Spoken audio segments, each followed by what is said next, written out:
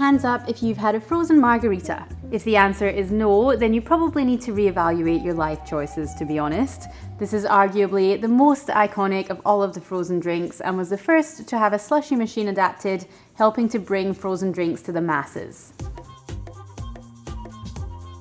Cocktail lore is usually pretty imprecise, to say the least, but in this case, the inventor, Mariano Martinez, has had the history codified by the Smithsonian Museum.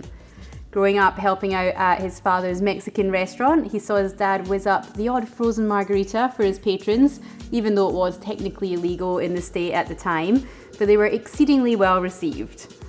When the laws had changed and Mariano decided to open his own restaurant, he put frozen margaritas on the menu. Unfortunately, his bartenders struggled to keep up with demand, and so the quality of the drinks was nowhere near what it should have been, to the point that Mariano was going to take them off the menu. But then, the eureka moment.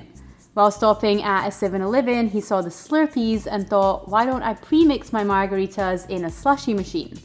So after a fair bit of tinkering on a second-hand soft-serve ice cream machine and on the recipe itself to get the right texture and sweetness for it to work, on May 11th, 1971, he pulled the lever to pour the very first margarita slushy into a glass, and the US has never looked back.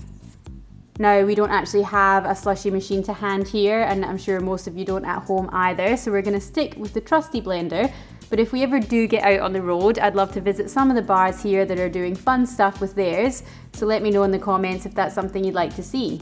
As with all blended drinks, you're going to want this to be sweeter than your regular margarita recipe, so we're actually adding sugar syrup here to help with the balance and consistency.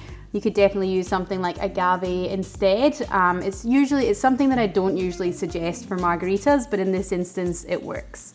And while I'll always advocate using good quality tequila, the cold actually numbs your flavor receptors, meaning there's probably not much point using a particularly special bottle, so just something good value is the best choice. Tromba is our house pour tequila at Bomba, so we've stuck with that. It's really delicious and it mixes easily with other flavors, so it provides a backbone without overpowering. Cointreau is a good option for the orange liqueur because it's really bright and zesty, but it still has a bit more sweetness than your more boutique dry curacao.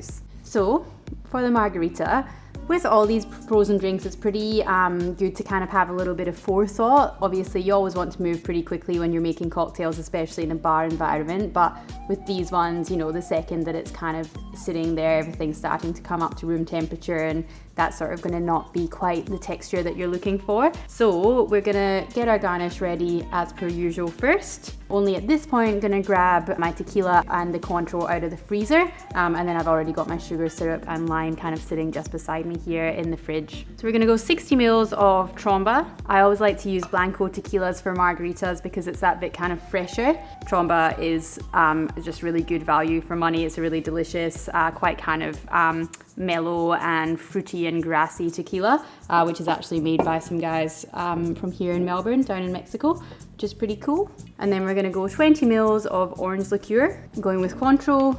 It's that little bit kind of zestier and zingier, but if it is only kind of Grand Marnier or something a little bit heavier that you have to hand, feel free to use that as well. 15 mils of sugar syrup. Although it feels pretty weird to me putting added sweetener into a margarita, it does really need it for the balance, but also just the texture. It kind of binds everything together quite nicely. And then 20 mils of lime juice. I'm not going a full shot of lime because you do have some zingy citrus flavors from the Cointreau already, because you do want to lean to the sweeter side. Then about a cup of ice. You can go sort of just under the smaller part of your shaker tin full, and that's about a good amount. And although the ice here is fairly small and the blender probably could handle it, you know, I don't want to put it under more pressure than it has to be, so I'm just going to get it started with a little bash with the mallet in a tea towel first. And that just goes in as well. And then to whiz it up, we're just going to start it off a little bit slow for a bit until it kind of gets going, and then nice and high, literally just until all of the ice is dissolved. So kind of as soon as you can cut it, then do, so that it doesn't start to actually heat up the liquid inside. Then grab your glass out of the freezer. We are going to do a salt rim on this, even though obviously you're drinking through a straw. It's maybe not strictly necessary, but it just doesn't really feel right to not put a salt rim on a margarita. Just doing it at the end so that the glass is still in the freezer for as long as possible.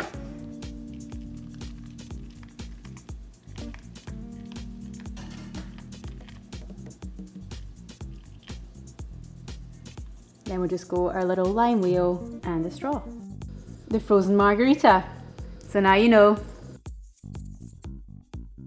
Better just give this a bit of a taste. Now I do have to admit, because I kind of obviously explained things along the way, it's definitely a little bit not quite as like creamy textured as you would want, but it still has that nice little kind of bubble going on.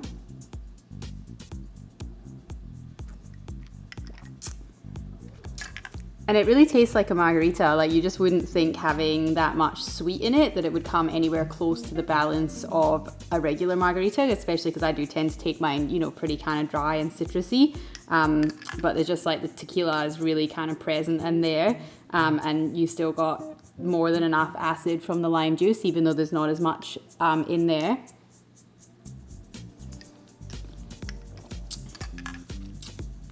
%, refreshment.